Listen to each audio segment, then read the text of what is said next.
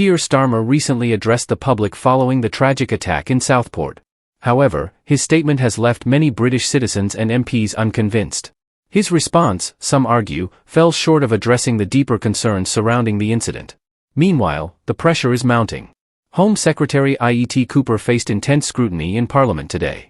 Grilled by MPs, she was asked tough questions about Labour's handling of the case, and whether their actions, or lack thereof, contributed to the riots that erupted after the attack. It's a moment that's raising serious questions about leadership, responsibility, and how the government plans to prevent future unrest. Watch this gripping exchange as the debate intensifies, and stay tuned as we break down what it all means for the nation's security and political landscape. Was encountered multiple times, as the Home Secretary said, by the police, social services, the school system, and the Prevent programme over a period of several years. The inquiry will find out, I hope, whether mistakes were made or whether the law needs to change. And the Home Secretary mentioned some areas that will rightly be looked at, and I support that. I hope the Home Secretary can also confirm this will include consideration of whether the Mental Health Act was adequate for this case. The Home Secretary has also rightly referred to Prevent. A review of Prevent was conducted by William Shawcross, and the last government responded in February 2024. Will the Home Secretary now commit to implementing all of the recommendations of the Shawcross review? Let me now turn to what happened after the murders and to the importance of openness and transparency. Firstly, and this is a very serious and important question, will the Home Secretary confirm that the inquiry will also cover the government, police and CPS response to the murders, and especially the handling of public communications and the appalling riots that followed? It's a very important question. I would be grateful if the Home Secretary would directly answer that in her response. Now, the Prime Minister this morning acknowledged that he knew about the background to the case and to Radu Bakana himself, including the fact that he had been referred to Prevent on 3 separate occasions, and that Radu Bakana had been found to be in possession of ricin, a highly toxic chemical, and a manual detailing al-Qaeda terrorist methods, itself an offence under the Terrorism Act. The Prime Minister also said this morning that he did not disclose any of this to the public in the days and weeks after the murders for fear of prejudicing the subsequent murder trial. And it is, of course, important for journalists and for politicians, and indeed this House, to do nothing that might prejudice a trial. But David Hall, KC, the independent reviewer of terrorism legislation, said this on the Today programme in the context of this case in October, and it bears quoting in full.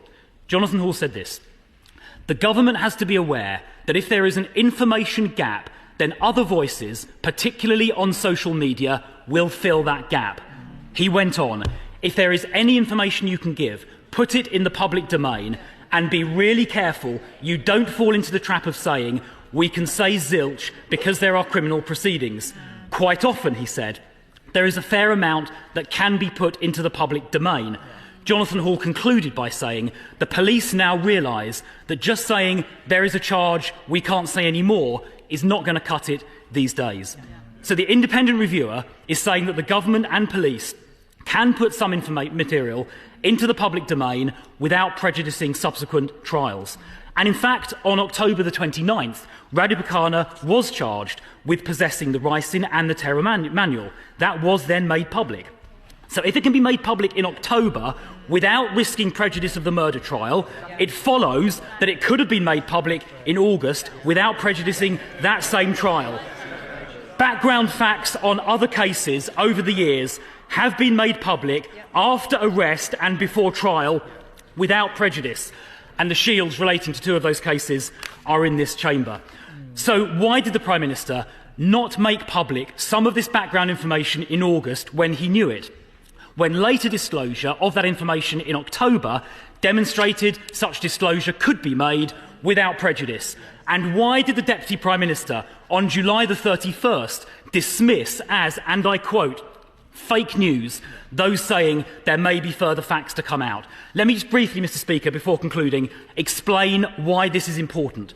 As Jonathan Hall said, if there is a void, then misinformation, especially online, can fill that void. And this appears to be what happened here. and some of that information, it is said, originated overseas from hostile states. It is possible, indeed it is even likely, that this misinformation that was put into the void fueled the totally unacceptable riots we then subsequently saw. So, will the Home Secretary accept, given what I've just said and what Jonathan Hall said, does she accept there should and could have been more openness and transparency, as I just set out, without prejudicing the trial, and that disclosing more of that truth openly and transparently would have helped combat the damaging misinformation that circulated and which arguably fueled the riots? Will she confirm the inquiry will look at that aspect of events? Mr. Speaker, this was an appalling tragedy. Young girls murdered with their whole lives ahead of them. Let us all learn the lessons from this tragedy in honour of their memory. Home Secretary. Thank you, Mr. Speaker. Well, the Shadow Home Secretary raised a series of points, which is obviously a substantial shift in position for him and his party from the position they have taken in government.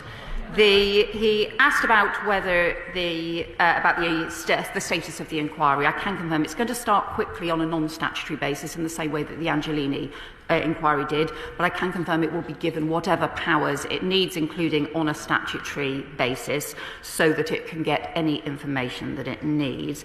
He referred to the Shawcross review. I can confirm that the government has implemented 33 out of the 34 recommendations, but I would just gently point out to him that actually the approach that the Shawcross review took was to say that the PREVENT programme should be narrowed and should actually just focus particularly on the cases around terrorism, and in fact could have put at risk, actually including less cases like this where ideology is less clear.